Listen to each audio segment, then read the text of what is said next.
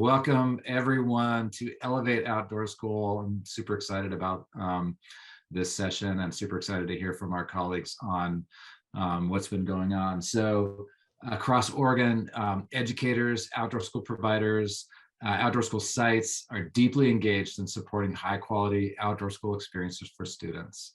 We're going to take this time for the next 45 minutes, 50 minutes to celebrate the amazing work that has happened over the last 2 years. So that's our goal: celebration and learning, and celebrating what our community has been up to in spite of a global pandemic, historic wildfire, changing world, and all of the other things that we're navigating. We want to do this session because it's inspiring and because we want a venue for people to share their good work, and we all need some good news. And this is some really great news. So what happened is we invited folks when they registered to share. So we're going to have 5 minutes per slide. Every group is going to share. We're going to have 5 minutes per slide. Kieran's running the slides.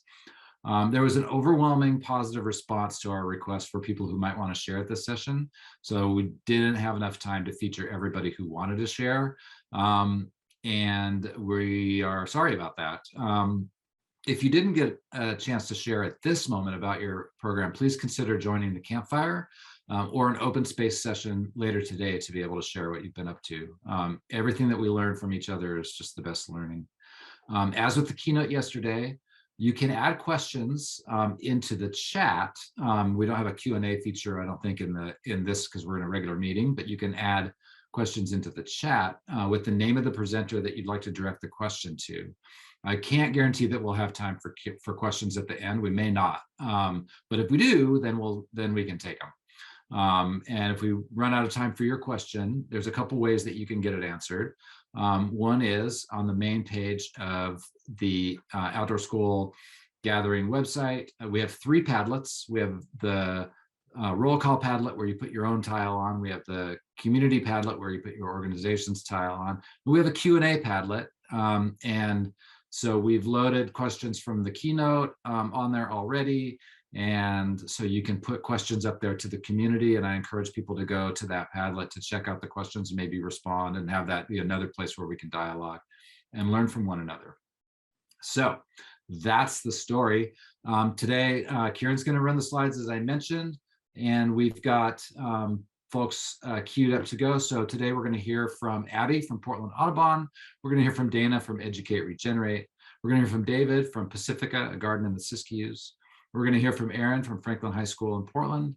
We're going to hear from Jeff from Adventure. We're going to hear from John from Salem Kaiser Outdoor School Coalition. We'll hear from Laura from Camp Arowana.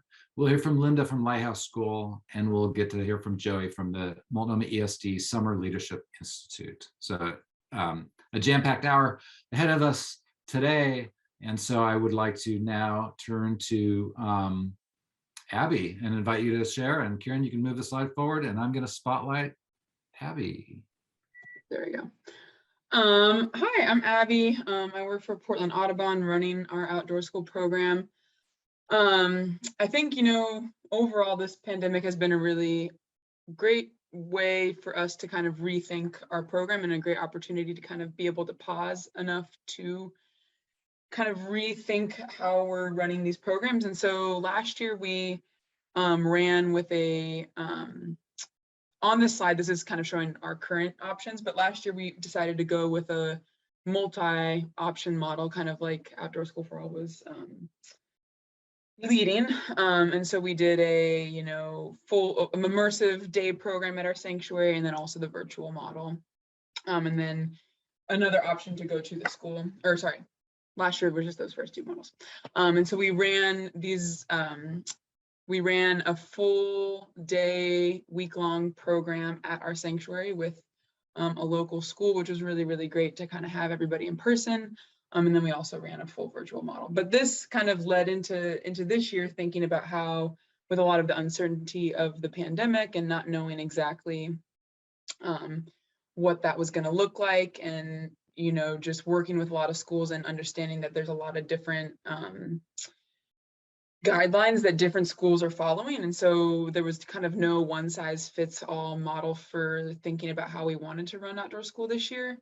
And we have this unique ability. We're a fairly small site. We can host up to 60 kids at once. So we're not a site that can host multiple schools at once. And so we have this kind of unique opportunity to really make each program fairly unique to the school and what their needs are. So this year we rolled out a model where there were 3 options to choose from. And, you know, as we encouraged people to choose the program that they wanted most, and then knowing that, you know, as we get closer to the start of programs, there may need to be some switches made, and we're able to do that. So this year we're running a fully, you know, the immersive wilderness experience. So that's the full residential 3 to 5 days, kind of follows the standard outdoor school for all model.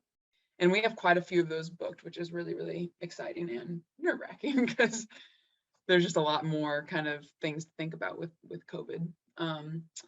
And we have 2 kind of big yurts. And again, it's just one school, so we're able to kind of keep things a bit more insular as far as COVID goes, which is pretty nice.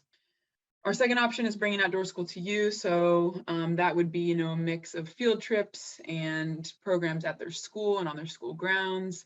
And then our last option is just kind of the day program model up either at our sanctuary and environment. We have quite a few of those as well. So lots of schools who aren't necessarily fully comfortable doing the overnight portion, but really want to get that full outdoor school experience. So we've worked with schools to be really flexible in terms of like start and end time. So depending on the school and their ability to get buses, you know, we're starting anywhere from like 8 o'clock to 9 o'clock, going anywhere from, you know, 8 to 2 or 8 to 4.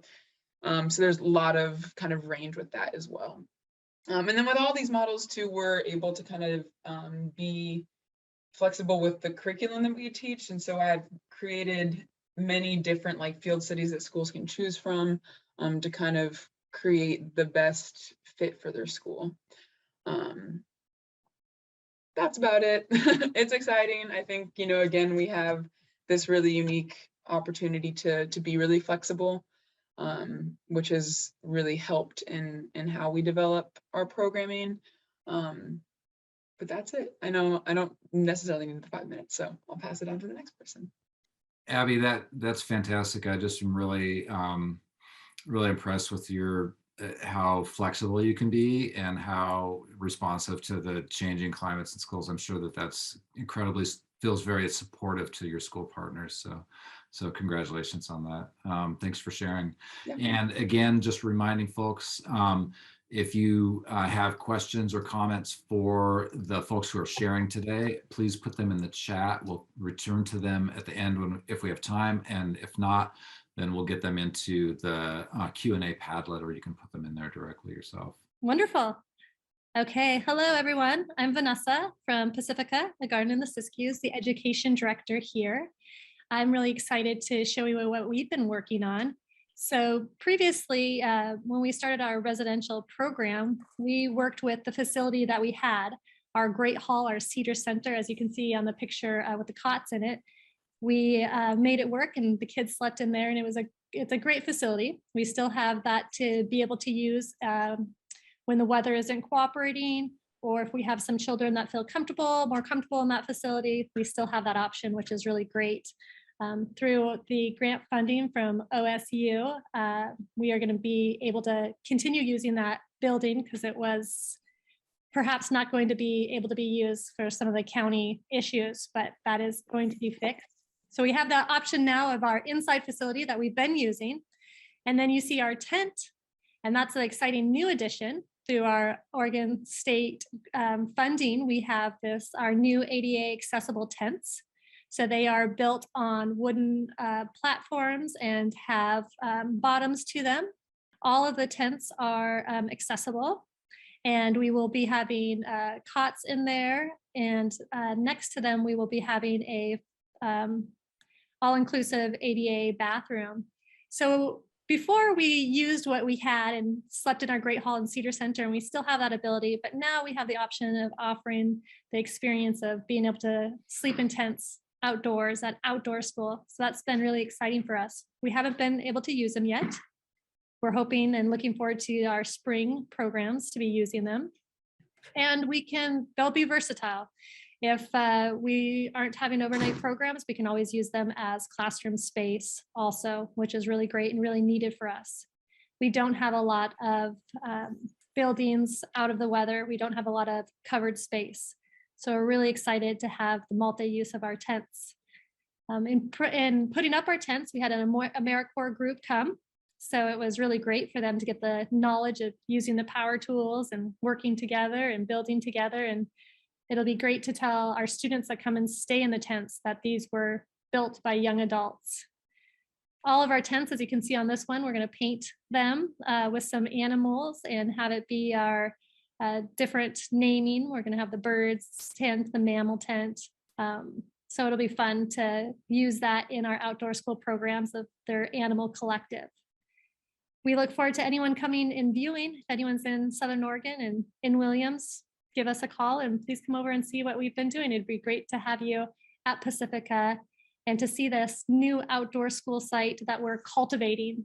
Rather than just using what we had, we're creating an outdoor school site on our property that's feeling really good. Thank you. Thank you so much, Vanessa, for sharing that. I'm really excited to see these tents in person. That's such a great way to develop your site. And I echo Vanessa, if you haven't been to Pacifica, it's a really fantastic place and such a cool resource for the local community, as well as being an outdoor school site. So really creative and exciting going on down there. Thank you, Vanessa. Okay, we're going to move forward to Jeff Babb from Adventure. Hi, Dan. Thanks for having me. I'm with the Adventure, which is a unique all-terrain and convertible to a standard wheelchair, which will allow people to be in the field and go in building cabins and restrooms. I really thank you for gathering us together. We'd like to be in one place, but we're gathered nonetheless. Last spring, I was excited to get an email from Alyssa Coburn of Campfire Walani. North Douglas County Elementary School wanted to rent an adventure for their upcoming outdoor school in May.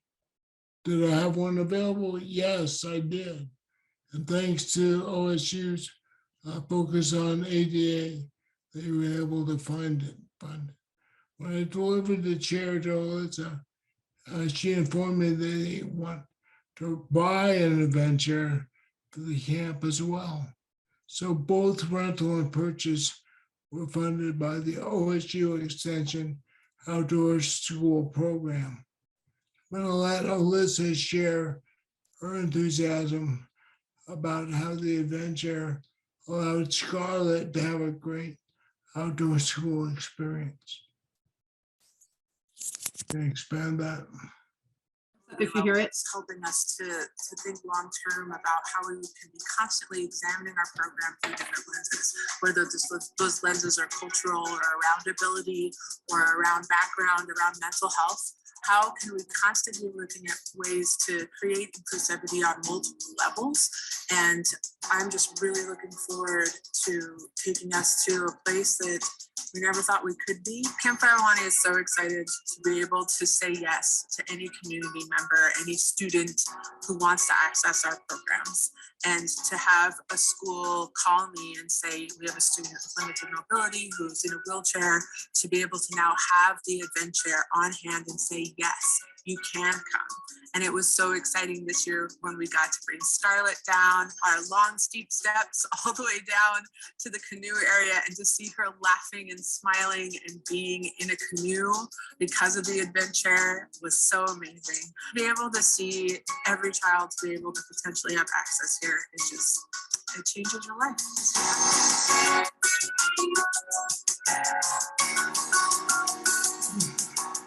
So honestly, I didn't prep Alyssa and OSU to do that video. It was great timing. I thank you for doing that. So I'm assured from the OSU Extension Office that funding will be available for programs to use Adventure in the future, whether a rental or a buying. And so I'll be available in the campfire if you want to ask me any more questions. Thanks a lot. Thanks so much for sharing that, Jeff, and thanks to Alyssa for doing that work at Campfire Wilani. And also, I just encourage everyone to, there was recently Oregon Field Guide did an episode on OPB on adventure. It's really awesome. And there's a lot of other really great press that Jeff and his team have been receiving, well deserved. So totally game changing for young people. I really, really appreciate that. Really excited next to hear from John Yoder, Salem Kaiser Outdoor School Coalition, and hear what they've been going on in the Willamette Valley. John, are you ready? So this is not a model of what a PowerPoint should look like, but I wanted to cram as much information in here as possible. Basically, we are a non-residential program, and we have 3 different sites that schools go through, one each day. So one day they'll be at Minto Brown Park, another day at Oregon Garden, another day at 4-H Center, and they rotate between those 3 over the 3-day periods they're with us. There's an asterisk there because we are moving to 4 sites next year, adding Kaiser Rapids Park in, and so adding more schools to that model. We're a very academic-oriented program, probably at that extreme versus kind of a recreational approach. We are trying to do more with social emotional learning, nature exploration, reflection. So we're doing, trying to do a lot more rather than just kind of the scientific thing around macroinvertebrates and forest explorations, things like that. So we have some work to do, but we think we have an interesting model, particularly if you look in the coalition that develops and instructs these lessons. So those organizations not only develop the lessons and design the lessons, but they also are the instructors. So we don't have any paid staff. These are all folks that work in their day jobs at these agencies and organizations, and then do outdoor school with us in the fall and again in the spring. So it's a great group of professionals that we work with to do that. There has been some need for some instructional pedagogy support and training. A lot of these folks are experts, but when they face 5th graders, there's lots of work that needs to be done for that interaction to be a positive and a beneficial one. We were working on doing more in the schools. So we do have classroom modules that we go in the schools and kind of prep ahead of time as what to expect. Some of the content they're getting, some of the experiences they're getting, pictures of previous years. We also do a pre and a post assessment of students, both of things that they learned and things how they feel about their experiences, so they get a chance to reflect back on that. Of course, the teachers do too. So we try to change and modify our programs based on those inputs as we go along. So we're a work in progress, as I imagine most are, but we are definitely on the academic side. We have an orientation guide, we have nature notes, which is a student journal, and we have lessons, and all of those are available for folks to peek at if they're interested. Again, they're certainly not perfect pieces of work, but they're a beginning for us. I think that's about it, if you can read the small print on that slide. Thanks so much, John. This is really exciting. I'm again hoping to be able to see this in action as soon as schools are allowing outsiders to see their kids and visit and that sort of thing. But you really impressive coalition of agencies and nonprofits you brought together to do this work. So I should say that we are going outdoors this spring. So we have schools signed up, and we'll be running our program as normal this spring. As we did last fall. So last fall we had our contingent of schools, and so that hasn't kept us from running our programs outside at these sites. Thanks so much, John. And again, participants, if you have questions for the panelists or in general, we're going to save some time. I think we'll have some time at the end of this to open up for questions. So you can share your questions directly. Also, feel free to put them in the chat, and then we can come back to them at the end, or add them to the Q&A Padlet on the front page of the on the main stage of the website. Thanks so much, John. And remove that spotlight. And hello, Laura. Good to see you. Welcome, and love to hear from you about Camp Arowana and what you've been up to. So we are one of the amazingly lucky recipients of the OSUE ODS grant, and we applied to do a relatively large capital improvement project. And so that on the slide is just a little basic information about us, where we are. We've been hosting the outdoor school program for over 30 years. And in fact, something that happened yesterday, we were going through some old files and we found one of the original documents from the 60s, I believe, that outdoor school proposed to Camp Arowana, saying, we'd like to come to your site, but you're going to have to do these things in order to get ready for us. And I don't have it with me to share, but it's really exciting. And Dan, I'll pass that on to you and anyone else who's interested. It's a neat part of history. So we are just proud to be a part of the long story of the outdoor school program. The grant that we received from OSUE is to completely remodel our Stearns Cottage. And that building is used by other guest groups as well as outdoor school as kind of an administrative hub when they are there at camp. And so it's where the nurse is stationed, where the office is. Potentially could be the place where students kind of first have an encounter with the outdoor school staff and the program.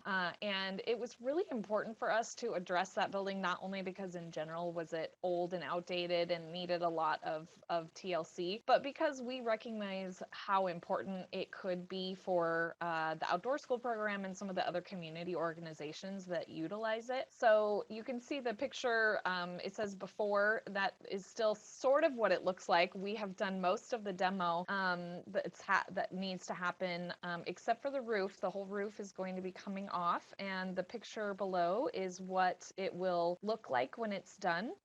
I actually just had a conversation with one of our contractors today, and things are moving forward, and we're just really excited. It is at the moment on schedule to be completed this June, and we just can't wait to share photos. And essentially the three reasons we decided on this project: one was to improve accessibility and functionality of a high-use building. Also, number two, provide specific updates that will directly impact the MESD outdoor school as they use this space for administrative and healthcare needs during their 16 plus weeks of programs at our site. And then also in general, create more adult friendly lodging options in order to market to and secure more off season. I say off season, we don't really have an off season. It's just not quite as crazy as summer, as many of you can relate. So that Camp Arowana can sustain or achieve more of our sustainability goals.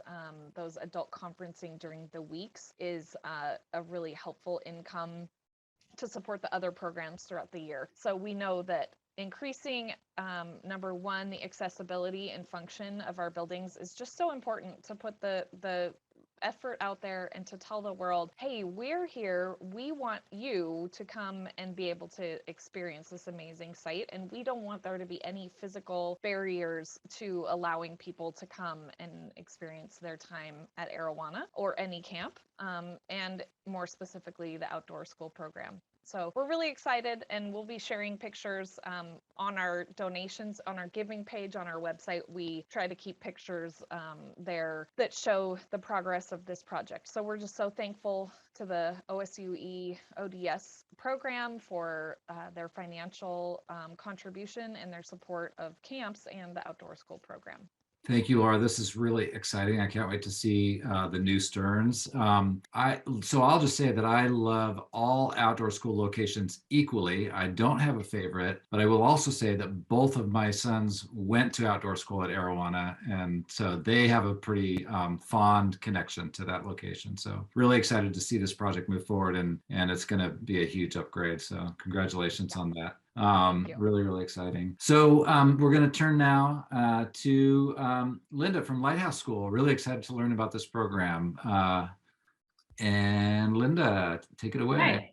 So I'm Linda Johansen from Lighthouse School, and I'm going to talk a little bit about what we're doing. But before, I'm just going to talk about my background a little bit so you can see how these two things go together. I just moved here recently in July from New Hampshire, where I was working in a residential K through 12 school. Right when COVID hit, I was really tired of going online, teaching my Southern Oregon public charter school kids online. And so I went to an all outdoor, all day, all year school where the students had solved the problem of outdoor spaces by cutting down some birch trees and lashing them together with strings and making outdoor classrooms that were actually approved by the town engineers for the winter. So we had up to 30 miles an hour winds and 6 feet of snow, but we were teaching outside all day, a pretty rigorous program. And so that was an amazing experience.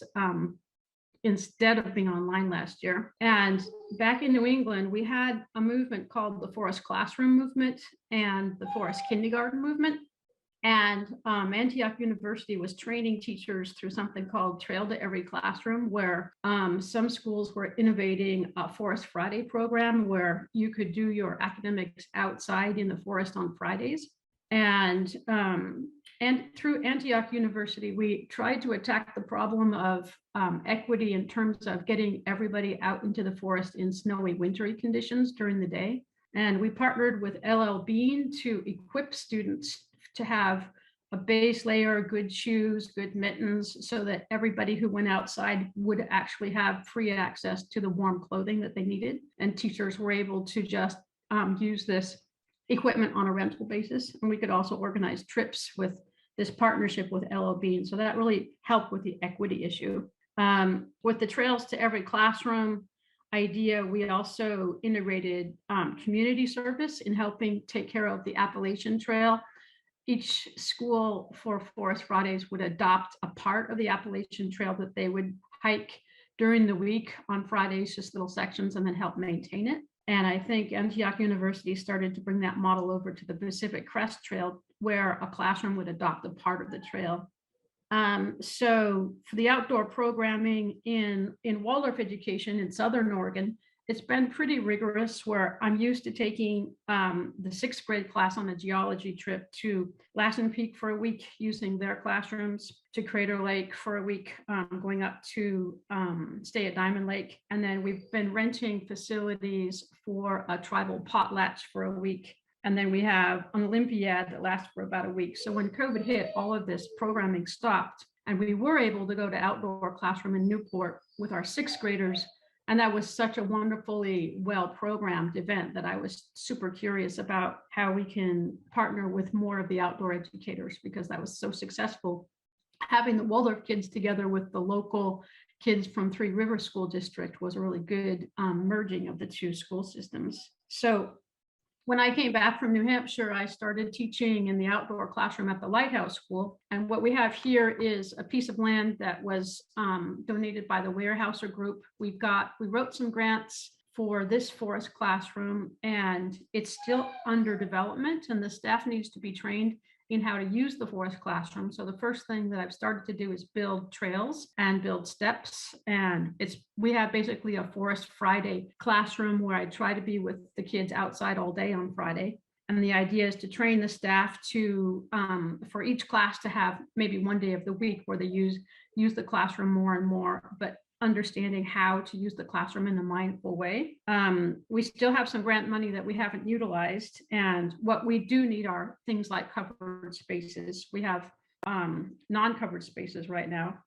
So I'm excited to see how we can be working towards an all year and all day program at the Waldorf Charter School here in Coos Bay, because the weather is a lot nicer and the wind speed isn't as great, and the children don't have to have so many clothes on to be able to enjoy the benefits of outdoor school. And we're still looking forward to bringing our sixth graders out to Newport as soon as things open up and we can get some school buses.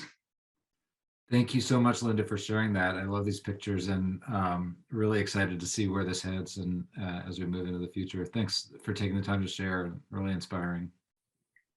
And now I'm going to turn it over to Joey from Multnomah EST, and we're going to learn about Summer Leadership Institute. Thanks, Dan. So this past summer, MESD Outdoor School, we created a summer program to engage our high school students and build leadership skills. Giving some more context to this story, that year, I think maybe most of us, we all had to meet kids where they're at, and that setting was online, which made it really hard to meet with our high school students online at the same time because they were also attending school. So we found an opportunity through OSUE's diversity inclusion grant to build a program where we could engage with our high school population to build some leadership skills and build that continuity between outdoor school leadership and just high school engagement in general. So we recruited from a lot of our high schools. We did a big focus on high school students from communities and cultures who typically do not participate in our outdoor school program. And we wanted to build confidence to help them lift their voices because this year, they were entering this school year, which is a return to school. And for some of them, they might not have never gone to that school, or they're returning to a place that they've not been to for a year. And so we wanted to arm these students with the capabilities and the skills to build really positive communities and cultures in their new high school community. And also their home communities, their friend communities, the city, families, et cetera, et cetera. And so the people that you see here, they're all the staff that we worked together to try to meet them where they're at in that specific year to build their skills. We also worked with People of Color Outdoors. Pamela Slater worked with us to take these leaders to Oxbow every Thursday. She also met with us at the Karatli site in Boring, Oregon, and talked and met the students or the leaders where they were at. When at Oxbow, when we took them there, Pamela would take them on a hike and talk about Estella Ellaby, who helped save that place and help it become the really beautiful forest that it is today. We also partnered with a media specialist from OSU, Daryl Lai, who taught the leaders how the leadership skills that we were teaching them and giving them could apply to so many different careers, including media, where he also used the skills that he learned at outdoor school as a high school volunteer to follow and pursue that path. We had over 250 attend during our 7-week run.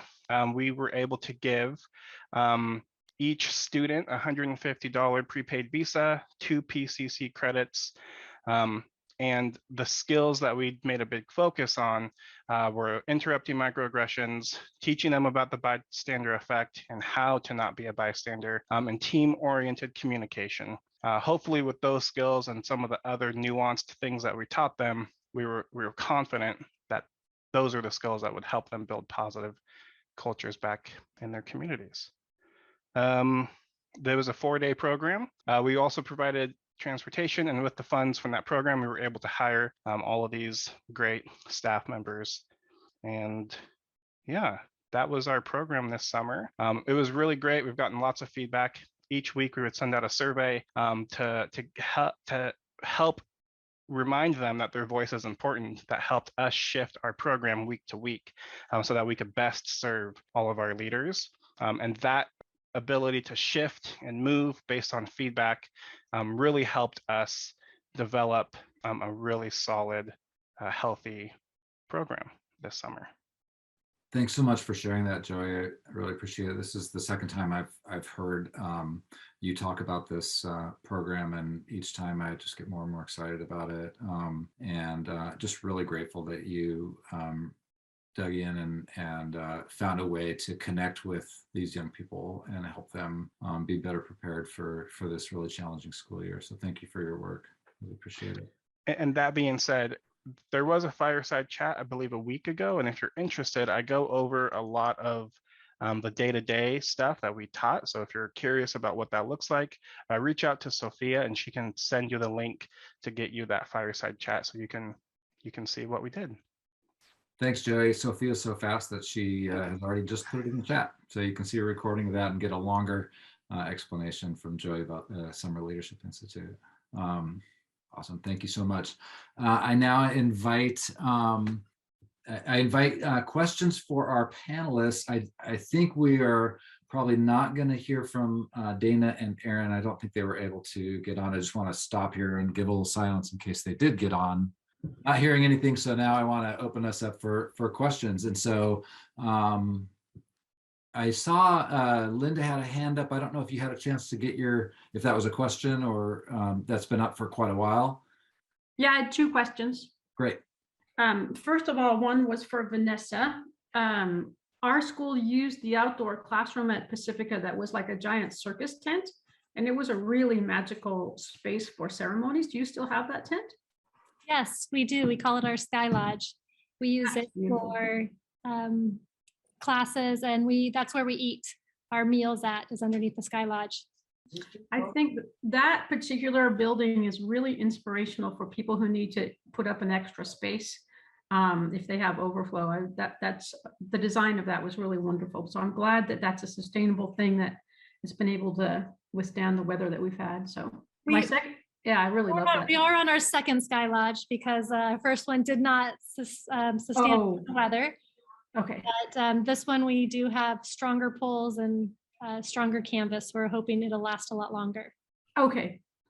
I was curious about that. The second question was for the coalition in Salem, and where was the other one? The 3 schools coalition. Salem.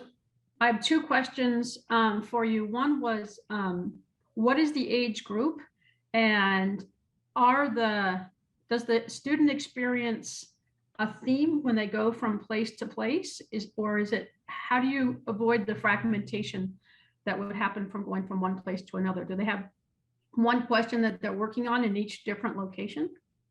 So it's grade 5. Can you hear me okay? Yep. Mm-hmm. So it's grade 5 from Salem Kaiser Schools.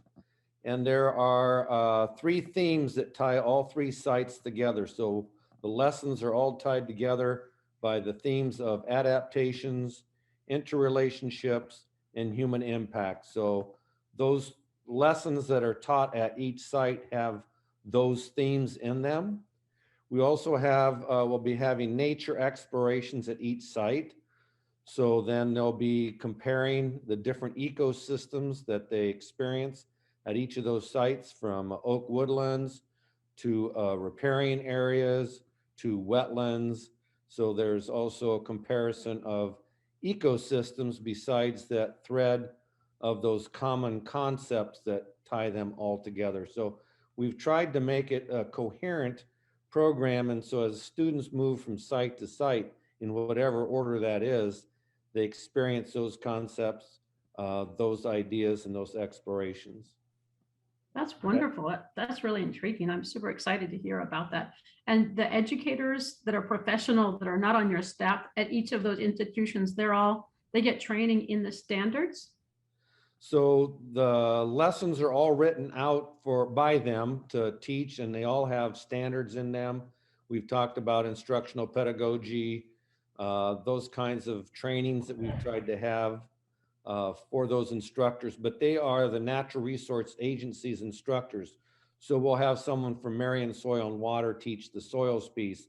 And if they leave, the new person in just jumps right in, and we'll do that again. So it's fairly sustainable. There's no staff. I'm a volunteer, and I kind of coordinate the coalition. And Wow. everyone else does this as part of their job, or they're a retired educator.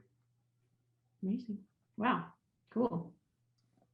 Thanks, I John. also, Thanks, I Linda. also just received a question about the Lighthouse School. I don't know if you want me to answer that. Yeah, I was just going to go there. Blake asks, has some curiosity about hearing more about the tribal connection with the Lighthouse School. So we're going to put you back on the spot again, Linda.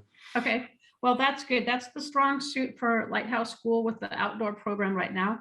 So Ashley Russell is the educational coordinator for the Coquel tribe, Confederated tribe, and she has been working on a PhD her thesis for medicinal plants. She's an ethnobotanist, and we received a grant to label and study and integrate the plant life on our nature trail and in our outdoor classroom. And so one of the programs that she runs at the Coos Bay History Museum is a study of the history of the relationships between plants and people over time.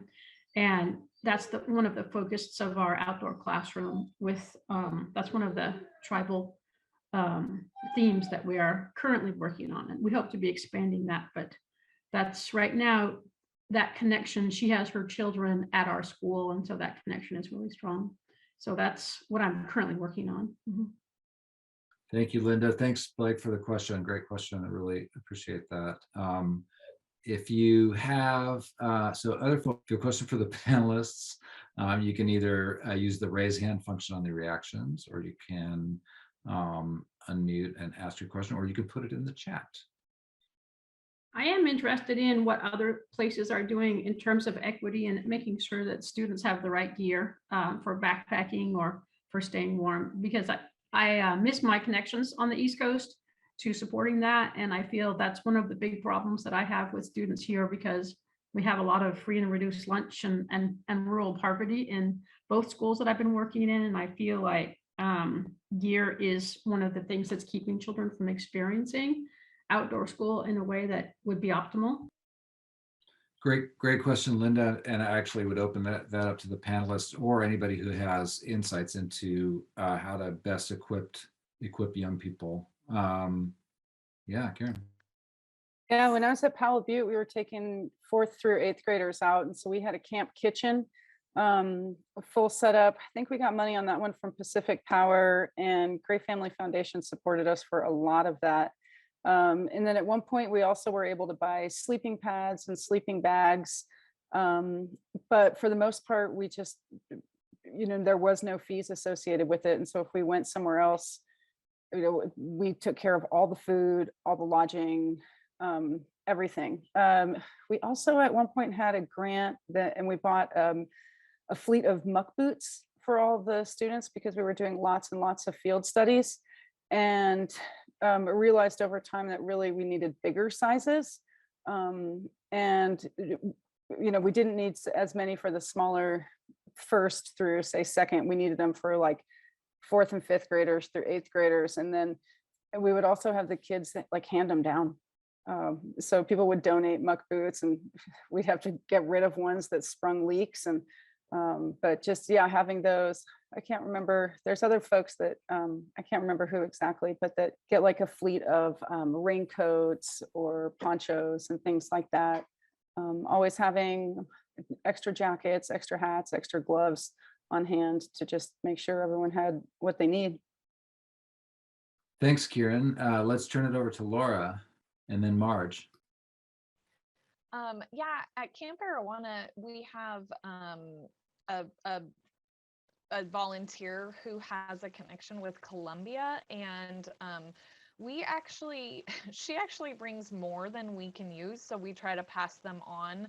And what they are is usually ski pants, sometimes boots, hats, gloves, and then a lot of like coats and jackets that have been returned that they can't just put right back on the shelves, or they have a broken zipper, and then we have a volunteer that will fix the zippers, and then we make them available to any of the campers that come to our site. And if they need it, we just say take it, use it. If you want to use it now and then leave it for someone else, you're welcome to do that too. And so if if you're interested, I can try to figure out if that program is available to the public, and I can pass that info along. So I'll put my email in the chat and I'll pass on what I can find out. Thank you so much, Laura. And then before we go to Marge, I'll just mention in the chat, you'll see that Emily mentioned that Cabela's has a grant program for educational programs as well. And Marge. COS has had a backpacking 101 camp in the summer, and we have worked with REI in Medford, and they have given us backpacks, all kinds of tents, all kinds of backpacking equipment, and that has been at very low cost.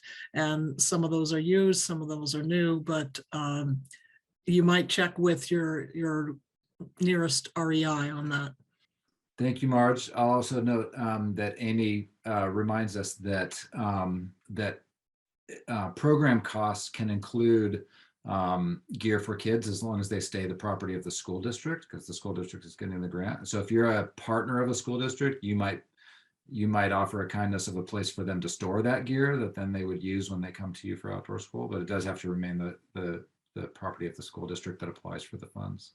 That's my understanding, and I'm sure one of the OSU people will correct me if I've got that wrong. Bill says lost and found at the schools are a great resource. Oh yes, and REI does support. So, and then Kim put in info about discounted Columbia sportswear gear. We've just got a couple more minutes before I want to put the evaluation thing on. So I want to open up, see if anybody has any other questions for our panelists. Looks like Laura's got a question. Okay, thank you. Go for it, Laura. It is still up. Okay, gotcha. I forgot to take my hand down. I'll take that's it okay. down now. You're that kid. That's okay. Yes, totally. Awesome. Okay, in the chat, given COVID, how can kids use clothing that stays at the camp? Does anybody have any insights into stuff that's was once worn by somebody else, given COVID, and probably any other communicable disease, not just COVID? We have a washer dryer on campus, so we just wash what's used. Kind of to the previous question, we got a lot of donations from Patagonia, a lot of their returns and stuff. So we have tons of like puffies and things like that, and we'll just throw them in the wash with some, and then the dryer with some tennis balls, and they're good as new. Nice, thanks, Abby. You can get liners for sleeping bags. They're like a cotton liner that you can throw those in the wash. Thanks, Karen. I see Karen has a hand up. Yeah, let me put my headphones in so you can hear me better. Oh, we can hear you great. Oh.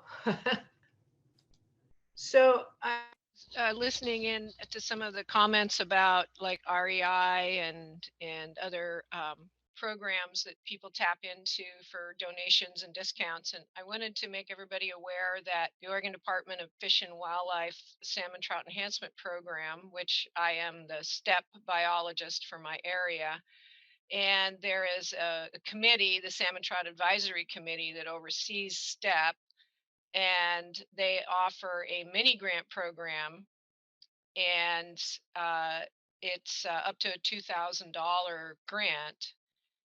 And so I wanted to make sure everybody was aware of that. And what I will do is I will post a link to the mini grant webpage in the chat. Thank you, Karen. That's a great resource. I really appreciate you sharing that and getting that in the chat. And while Karen's putting that in the chat, I'm going to put in the chat, whoopsie, wrong tab, the link to the session evaluation. And so please do give us feedback on this session and on every session. Again, if you don't get it out of the chat, it's the same link for every session. You choose the session in the drop down. It's on the main page of the gathering website. And if you want to talk more with these folks, chat them up and meet them in the campfire, or join with your colleagues in the upcoming open space sessions that are coming up this afternoon. Again, I just want to share so much appreciation for Abby, for Vanessa, for Jeff, for John, for Laura, for Linda, and for Joey for sharing about your work today. And I want to share appreciation for those of you who haven't had a chance to share about your good work, but I know it's really great anyway. And I can't wait to hear more from all of you. Thanks again for joining us this afternoon. And we look forward to seeing everybody in our next session, which starts at noon. Have a great little break. Go outside, stretch your legs, pet your dog, have a cup of tea.